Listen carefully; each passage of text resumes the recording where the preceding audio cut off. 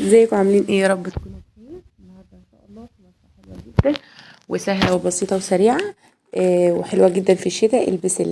البسله دي طريقتها حلوه، وكمان اليومين دول الموسم بتاعها، فاللي كمان اللي عايز يخزن دلوقتي يجيبها ويخزنها، فهي حلوه جدا. زي ما شايفين مع بعض معايا حله على النار هنا، هعملها مع اللحمه. طبعا هي تبقى حلوه جدا مع اللحمه، وبرضو اللي مش متوفر لحمه مع الفراخ، وبرضو في ناس بتعملها كده لوحدها. فبرضو بكل الطرق هي حلوه بصراحه.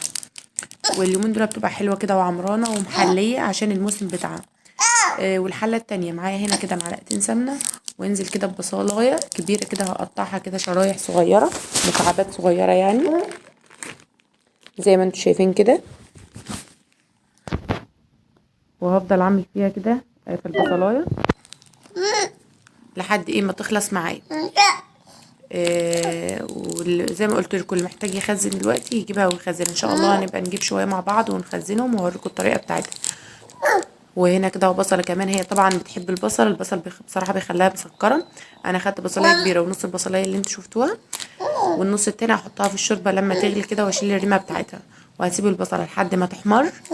وبعدين ننزل على بالطماطم، يكون ايه اللحمه معايا هنا خلاص اهي فارت. فلازم احوش بقى الريمه اللي عليها دي، وانزل كده بالبصلايه، نص البصلايه اللي انا قطعتها، وطماطمايه برضو، واشيل برضو ايه لو في اي رين كده ولا اي حاجه طلعت من اللحمه، واغطي عليها.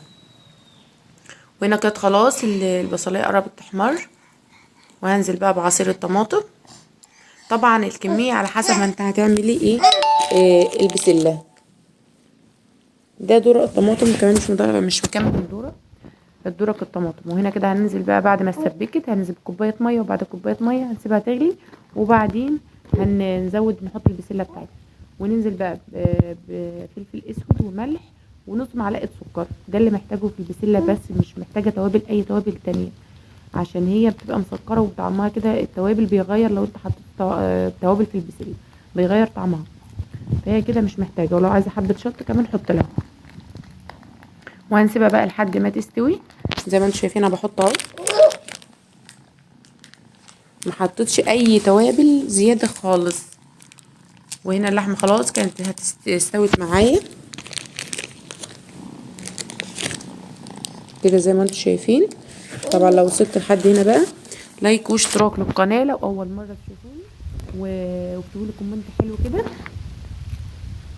وهنا بقى طبعا البسله عايزه ايه؟ عايزه رز بشعريه او رز لوحده، فما ينفعش طبعا معاها مكرونه، لا هو الرز يبقى مع اي طبيخ احمر عموما يعني. ومسبكات الرز هو اللي بيسد بصراحه.